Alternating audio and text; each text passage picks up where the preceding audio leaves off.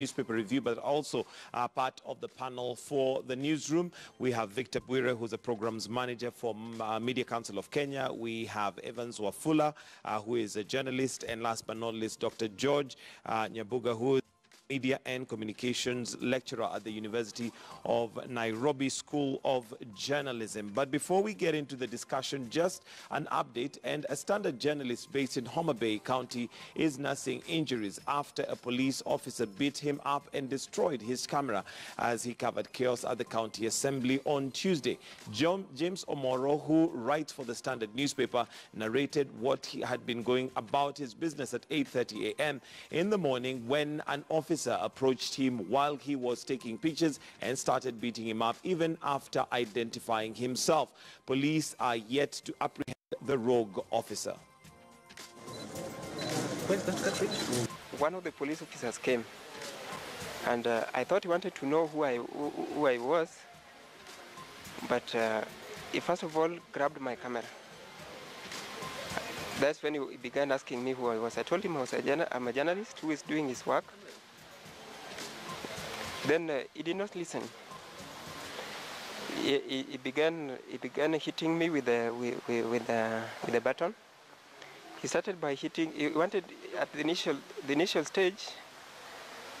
The initial hit. He wanted to hit my head, but I used my right hand to block the baton, and that is what caused the injuries you are seeing here. He again attempted to hit me again. Then I decided to run away. So when I was beginning to run away, he hit me with the baton at the shoulder. That is from the back of my shoulder. That is this part here.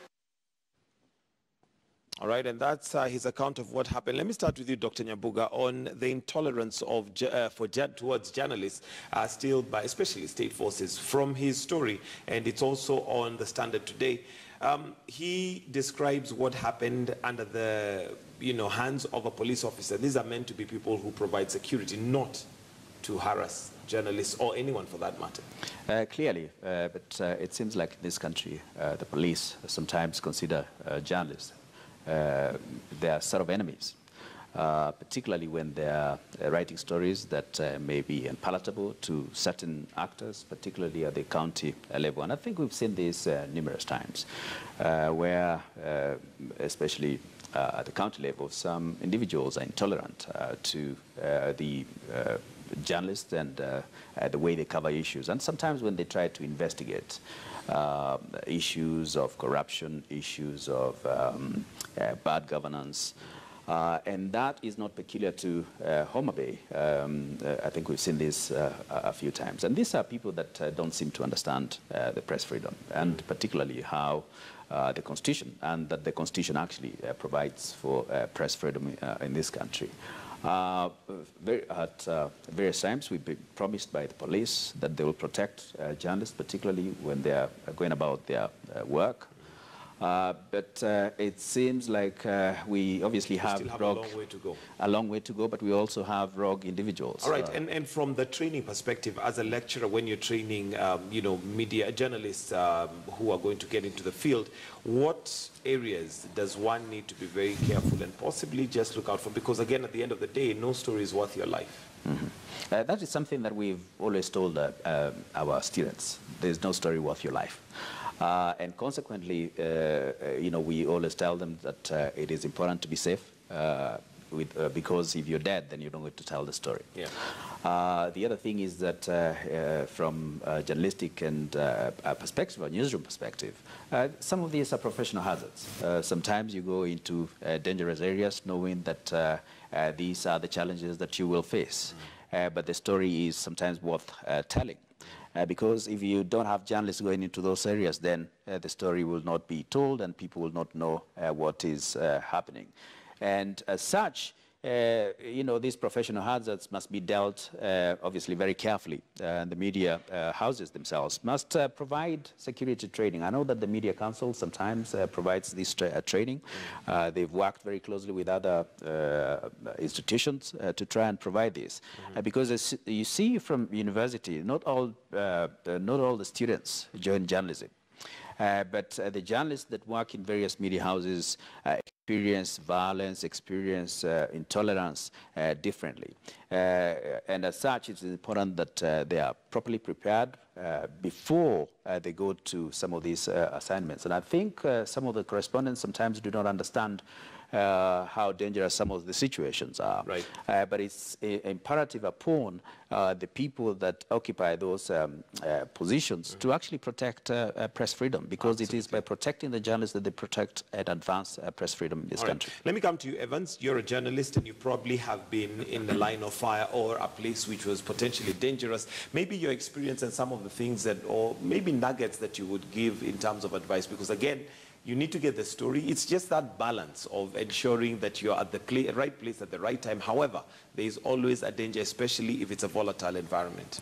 I think I agree with what my colleague has said, is that safety first. I think once you know that you're going to do a story and your safety is not guaranteed, then I think sometimes is that it's wait and see. I've seen many times when even riots, journalists covering riots, and they really want to get into the thick of things that they know their safety is not guaranteed.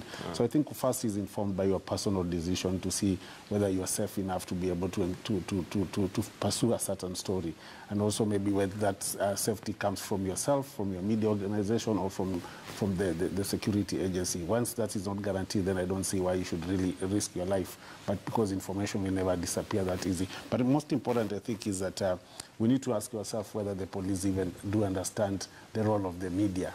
Not only knowing that what the Constitution provides. I think most policemen do not actually understand the role of the media, not only even in the democratic kind of a country that we are in now, and also maybe also ethical policing. I think most law enforcement agencies do not understand what the media is, the role of the media. The role of the media. Yeah. Maybe, Victor, do you agree that the agencies don't understand? And I mean, there is also in law what they say, ignorance is no defense. I'm not sure whether they can feign ignorance. But again, as you answer that, also bringing in the role of institutions. You have Media Council of Kenya, you have Kenya Union of Journalists, Editors Guild. All these institutions are there to protect the journalist and the profession. Are they doing enough to ensure that journalists are protected? Thank you.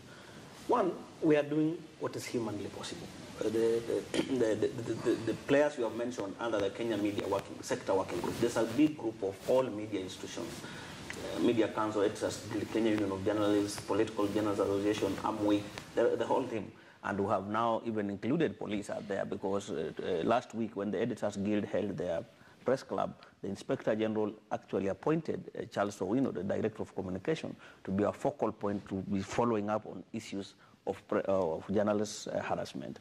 Last year, during the International Day Against Impunity, the Deputy Director of Public Prosecution, Ms. Dorcas Odur, again promised to set up a desk at the DPP's office that specifically will be dealing with issues of journalism harassment. So yes, we are doing, and like I mentioned, in an hour's time, we have a big meeting in a hotel in Nairobi, bringing all those players again to discuss the issue of safety. So we are doing what is humanly possible, but there are challenges, like you mentioned. It's not an official police policy to harass journalists, right. But like the Crown said, there are individual rogue officers for whatever reason that just enjoy harassing journalists and other Kenyans. So those are the people we are talking about. And is there enough? First time that it's happening. We've had officers harassing journalists time and again.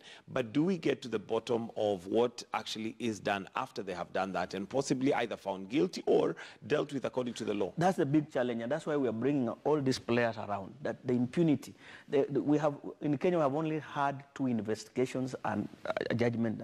The level of impunity, the level of, I mean, we never follow up cases that involve journalist harassment to their conclusion and perpetrators, punished. That's why we are picking up as a group that's the next level. Yes, we document. We have over 47 cases of journalists being harassed. In this just week, we are talking about Homa Bay yesterday, Amoro. We are talking about Victor and Gacheche in Moranga.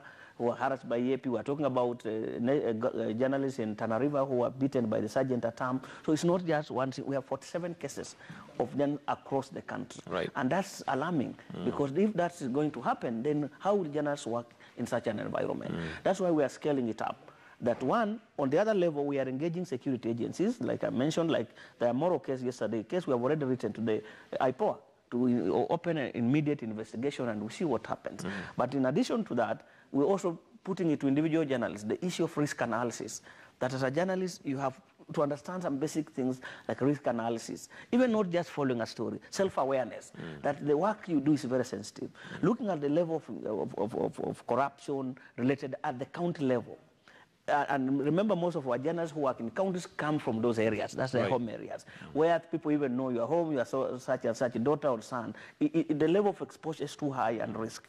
So that's why we're requesting journalists to do self-awareness, to be aware and change even their lifestyles of movement, walking, going for stories. You know, basic things that you are under your own control. Right. Much as we are talking about insurances and what the companies are doing, but you must be safe yourself. Right. I mean, from where do you stay even? Where do you rent a house? You know, you must be conscious that the work I do is so it has a lot of risks that need to help me in identifying a house, dressing, phone I use, lifestyle, people I go out with, so that you minimize some of this. But the most, to help us end the impunity, the journalists must also help us in the 5 Ws and H of recording human rights violation. Right. I mean, like yesterday, I'm sure James knows the police officer by name. But right now, we are just saying a police officer harassed. Who is this police officer? There's a face to it. Because where we are moving, we need individual convictions. We must take people now individual. Now, journalists must help us. Once something happens to you, get the name of the officer, the incident, the time, and everything. Those details will help the team that we are forming to pursue. Because when we wrote to the DPP, for example, when you hosted the prosecutor, the director of prosecutor, during the last month's editors forum, he asked for specific names and incidences that involve journalists so that his office can open pursue that. So the slides, and then we just need to push it. We need to help journalists help us, those of us who are compiling, by getting details of what happened, including names of the officers where they can be known. Okay, and I guess I'll use the statement used once by the president: security begins with you. And even for journalists, that still applies. It begins with you, self-awareness, as you've put it. Let's move on to other things now, and maybe before I go to the next part of what I'd want us to discuss, just to find out from you, as people who are in the space, journalism and media space, whether what has been the biggest story for you, Daktari, and whether it should have been the biggest story this week. I think in the last few weeks we've seen stories about murder of young women in this country, what we call in media theory ideal victims. Ideal victims. Ideal victims from a journalistic perspective. These are people that sometimes are defenseless. Young women, for example, children, and people like that. So from a journalistic perspective, and on Sunday I saw, for example, The Nation with a big headline: these are the young women that have been killed. And we know that, obviously, given the challenges that some of these women go through, given the security challenges that they go through, we know that there are violations of their rights. And in terms of a hierarchy of victimization, those women make very good stories, particularly when we try and follow the courses through which they followed up to maybe their deaths.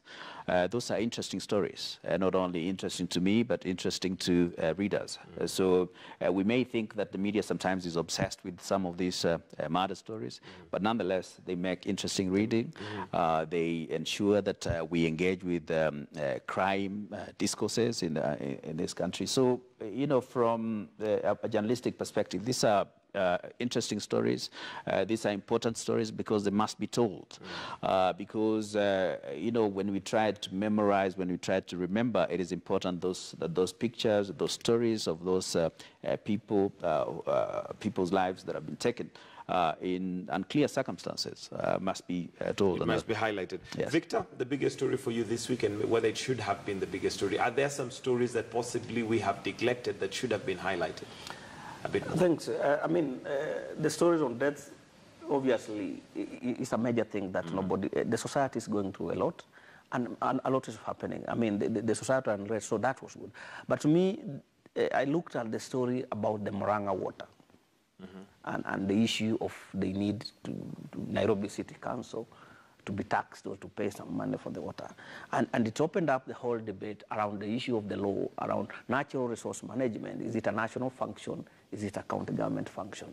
Because if you counties start reasoning like that, already there are already tensions in a number of counties. I remember for many, many years, Kitui had never had a problem with Tana River County. They were peaceful, but all of a sudden, because of the call, and there's already tension. Look at both Taita Taveta and Makueni County. There is a boundary issue that even the Senate sat about because of the Chulu Hills and where the water to Mzima Springs comes from. And then Taita Taveta was trying to introduce a tax to charge Mombasa and Kwale counties because of the Mzima waters.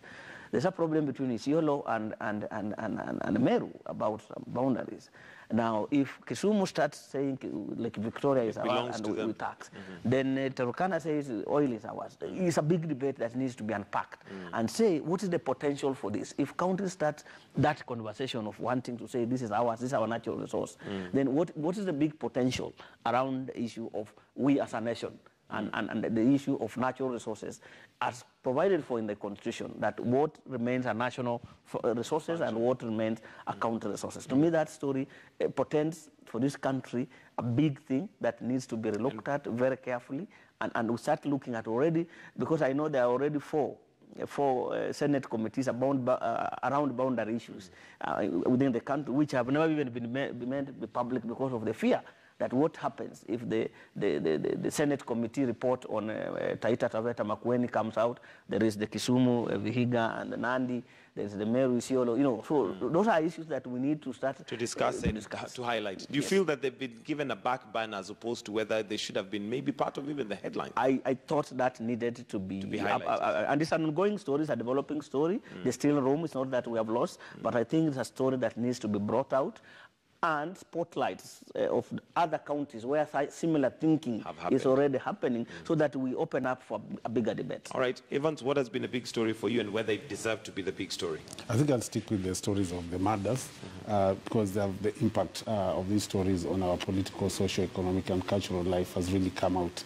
And looking from the initial cases of course, the governor, and now looking at these cases that have really, I see the level of journalism that is being portrayed here is really very professional, because day by day we are actually getting the new intrigues of actually what really happened. But also the issue on education, actually the examination, the level of preparedness in terms of government to be able to oversee a credible exam for our students. I remember a couple of years ago there was a lot of kind of a scandal in the education sector when it came to examination, and already they have started talking about lack of enough funding to be able to administer the examination. So I'm waiting to see how this unfolds, because I think the ministry is already saying that they have halted on the leave for the teachers and the exams are coming. So I just wanted also to see whether this will actually get a lot of prominence, especially education, because that's very critical now that we are going towards the examinations. All right, and let's look at what has been making headlines for the last week or so, and happened, like you've mentioned rightly, it is murders. And hardly does a day go without a case of murder being reported across the country. While murder cases have always been there, some lay the blame on media for fueling the crime. We went onto the streets and sampled some of your views.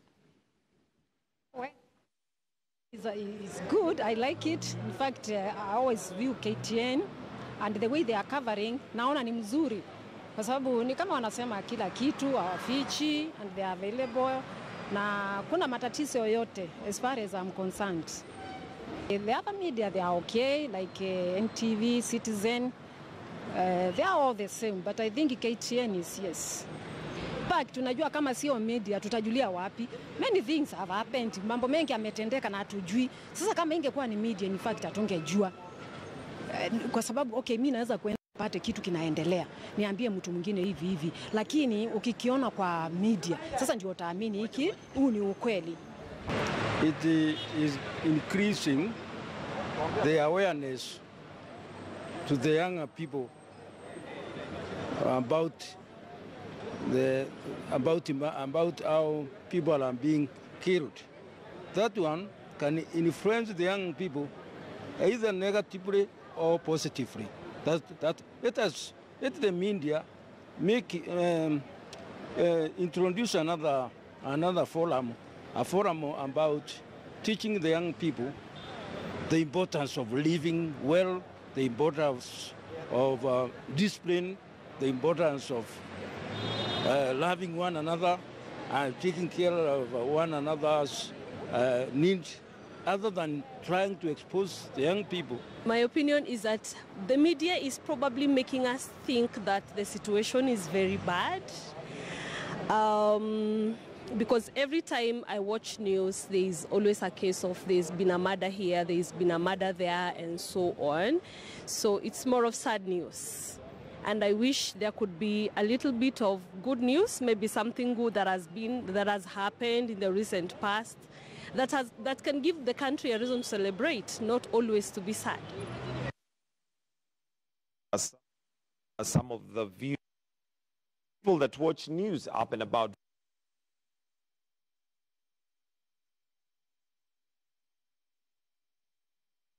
Then, well, we're going to take a short break. We do apologize for that, but we'll be right back in just a bit.